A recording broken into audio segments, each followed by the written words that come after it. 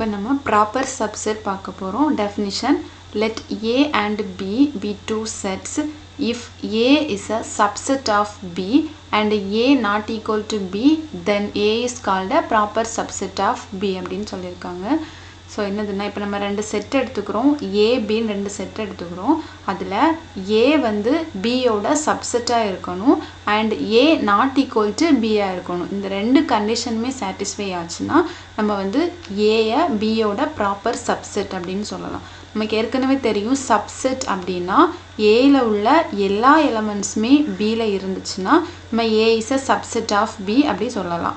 So அது வந்து பியில் உள்ள எலமெண்ட்ஸ் வந்து அதிகமாகவும் இருக்கலாம், அதாவது ஏல உள்ள எலமெண்ட்ஸ் மட்டும் இருக்கலாம் சப்செட்டுக்கு, அது நமக்கு பிரச்சனை இல்லை. ஆனால் ப்ராப்பர் சப்செட் அப்படின்னா இங்கே இன்னொரு கண்டிஷன் கொடுத்துருக்காங்க, ஏல உள்ள எலமெண்ட்ஸ் எல்லாம் பியில் இருக்கணும், அதே நேரத்தில் பியில் கண்டிப்பாக சம் எலமெண்ட்ஸ் இருக்கணும், ஏல உள்ள எலமெண்ட்ஸ் மட்டும் இருக்கக்கூடாது. ஏல உள்ள எலமெண்ட்ஸ் மட்டும் இருந்துச்சுன்னா நம்ம என்ன சொல்லுவோம், ஏயும் பியும் ஈக்குவல் அப்படின்னு சொல்லுவோம். ஆனால் இங்கே ஒரு கண்டிஷன் கொடுத்துருக்காங்க, ஏ நாட் ஈக்குவல் டு பியாக இருக்கணும். ஸோ ஃபஸ்ட்டு வந்து A is a subset of பியாக இருக்கணும், செகண்ட் ஒன் வந்து A not equal to B. இப்படி இருந்துச்சுன்னா A is a proper subset of B அப்படின்னு சொல்லுவோம்.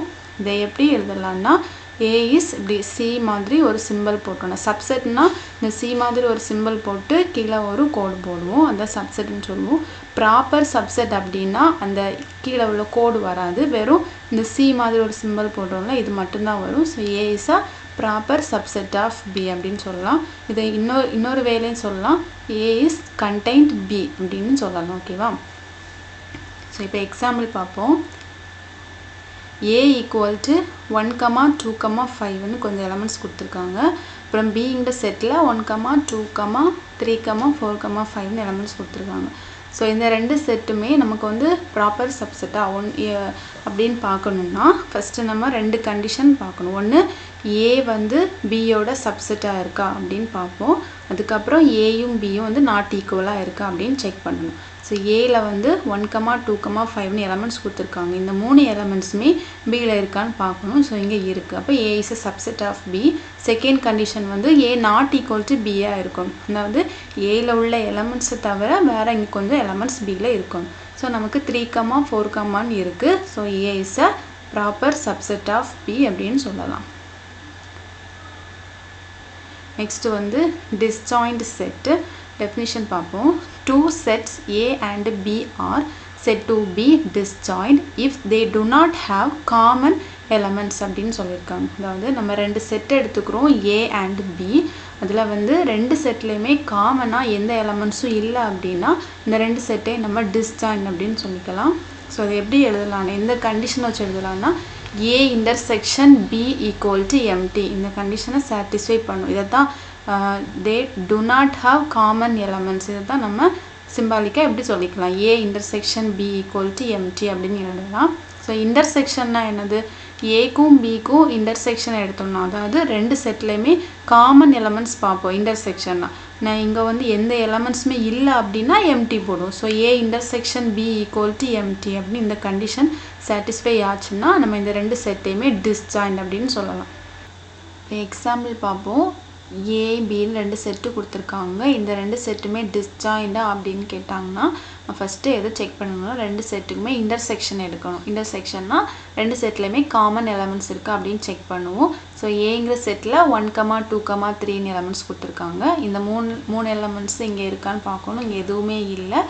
So A intersection B equal to empty. Therefore A and B are disjoint அப்படின்னு சொல்லலாம். Next வந்து பவர் செட். டெஃபினிஷன் பார்ப்போம்.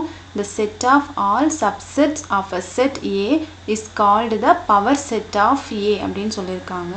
அதாவது என்னென்னா, இப்போ நம்ம ஏங்கிற ஒரு செட் எடுத்துருக்கோம். அந்த செட்டில் ஃபஸ்ட் நம்ம அதோட சப்செட் எல்லாம் எழுதுவோம். அந்த சப்செட்டையே நம்ம ஒரு செட்டுக்குள்ளே எழுதணும்னா அதுதான் அந்த ஏங்கிற செட்டோட பவர் செட் அப்படின்னு சொல்லுவாங்க. சொல்லியிருக்காங்க, the set of all subsets of a set A. ஏல உள்ள எல்லா சப்செட்டையுமே ஒரு செட்டுக்குள்ளே எழுதணும்னா அதுதான் அந்த செட்டோட பவர் செட் அப்படின்னு சொல்லியிருக்காங்க. It is denoted by P of A. அதை எப்படி டினோட் பண்ணுறாங்கன்னா, P of Aன்னு சொல்லியிருக்காங்க. பவர் செட்டில் உள்ள அந்த P. ஸோ P of Aன்னு டினோட் பண்ணுறாங்க. நம்ம எந்த செட்டை எடுக்கிறோமோ, எந்த செட்டுக்கு பவர் செட் கண்டுபிடிக்கிறோமோ அதை தான் வந்து இந்த ப்ராக்கெட்டுக்குள்ளே போடணும். இப்போ இங்கே ஏ எடுத்ததுனால பி ஆஃப் ஏன்னு போட்டோம். சப்போஸ் பிங்கிற செட் எடுத்தோம்னா பி ஆஃப் பின்னு போடும். இப்போ எக்ஸாம்பிள் பார்ப்போம். ஏங்க ஒரு செட் எடுத்துருக்கோம். ஏ ஈக்குவல் டு 2,3ன்னு எலமெண்ட்ஸ் இருக்குது. இப்போ இதுக்கு நம்ம பவர் செட் கண்டுபிடிக்கணும்னா ஃபஸ்ட்டு இதுக்கு சப்செட் எழுதணும். So subsets of A are first வந்து எம்டி செட் எழுதணும். நமக்கு ஏற்கனவே படிச்சிருக்கோம். Empty set is a subset of every set. அதனால் இந்த செட்டுக்கு ஃபஸ்ட்டு நம்ம எம்டி செட் எழுதுவோம். அதுக்கப்புறம் ஒவ்வொரு எலமெண்ட்டையும் தனித்தனி செட்டுக்குள்ளே போடுங்க. ஒவ்வொரு செட்டும் தனித்தனி இந்த ஒவ்வொரு செட்டுமே இந்த செட்டுக்கு சப்செட்டாக இருக்கும். So set 2 is a subset of A and set 3. அதுக்கப்புறம் இந்த செட்டையே நம்ம இதுக்கு வந்து சப்செட் அப்படின்னு சொல்லிக்கலாம். that is every set is a subset of itself அப்படின்னு நம்ம படிச்சிருக்கோம். ஸோ இது எல்லாமே இந்த செட்டோட சப்செட்டாக எழுதிக்கிறோம். ஸோ பவர் செட்டுனா இந்த சப்செட் எல்லாத்தையுமே நம்ம வந்து ப்ராக்கெட்டில் எழுதணும்னா ஒரு செட்டுக்குள்ளே எழுதணும்னா அதுதான் இந்த செட்டோட power set. That is P of A equal to set of pi, set 2, set 3 and set of 2, 3. ஓகேவா? நோட்ஸ் கொடுத்துருக்காங்க. n of A less than or equal to n of P of A. n of Aனா cardinality of set. That is இந்த ஏங்க செட்டில் உள்ள number of elements நம்ம find பண்ணுவோம். இப்போ இந்த எக்ஸாம்பிளே பார்ப்போம். இப்போ ஏங்கிற செட்டுக்குள்ள நம்பர் ஆஃப் எலமெண்ட்ஸ்னால் 1, 2 எலமெண்ட்ஸ் இருக்குது. அப்புறம் n of P of A அப்படின்னா பவர் செட்டில் உள்ள நம்பர் ஆஃப் எலமெண்ட்ஸ் இல்லை 1, 2, 3, 4 இருக்குது. therefore 2 less than 4 அப்படின்னு எழுதிக்கலாம். அப்படின்னா நமக்கு எந்த ஒரு செட் எடுத்தாலும் அந்த செட்டில் உள்ள நம்பர் ஆஃப் எலமெண்ட்ஸ் வந்து அந்த பவர் செட்டோட நம்பர் ஆஃப் எலமெண்ட்ஸை விடைக்கும் கம்மியாக தான் இருக்கும் அப்படின்னு சொல்லியிருக்காங்க. நமக்கு எந்த செட் எடுத்தாலும் இந்த கண்டிஷன் வந்து சாட்டிஸ்ஃபை ஆகும். இப்போ நெக்ஸ்ட்டு வந்து n of A equal to m இருந்துச்சுன்னா n of P of A வந்து 2 power m இருக்கும் அப்படின்னு சொல்லியிருக்காங்க. இப்போ நம்ம இந்த செட்லேயே n of A equal to நமக்கு என்ன கிடச்சிருக்கு 2ன்னு கிடச்சிருக்கு.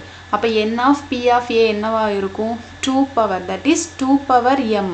mங்கிற இடத்துல நமக்கு இங்கே 2 இருக்குது. அப்போ 2 power 2 போட்டோம்னா நமக்கு 4 எலமெண்ட்ஸ் கிடைக்கும். இப்படி நமக்கு ஏதாவது ஒரு செட்டு கொடுத்து அந்த செட்டுக்கு நம்ம n of A கண்டுபிடிக்கலாம். அது n of P of A எப்படி கண்டுபிடிக்கணும்னா n of Aல உள்ளதை நம்ம இங்கே சப்ஸ்டியூட் பண்ணாலே போதும். 2 பவரில் சப்ஸ்டியூட் பண்ணோம்னா நம்பர் ஆஃப் பவர் செட் வந்து நம்ம கண்டுபிடிச்சிடலாம். இது ஒரு ஃபார்முலா மாதிரி இங்கே கொடுத்துருக்காங்க. நெக்ஸ்ட் வந்து நம்பர் ஆஃப் ப்ராப்பர் சப்செட் இது எப்படி கண்டுபிடிக்கணும்னா அதுக்கு ஃபார்முலா வந்து n of P of A minus 1 அப்படின்னு கொடுத்துருக்காங்க. இப்போ n of P of A நமக்கு தெரியும் 2 power m, ஸோ -1. அப்போது number of proper subset of a set A ஒரு செட்டுக்கு நம்பர் ஆஃப் ப்ராப்பர் சப்செட் கண்டுபிடிக்கணும்னா டேரெக்டாக இந்த ஃபார்முலாவிலே போட்டுடலாம் 2 power m -1. ஓகேவா?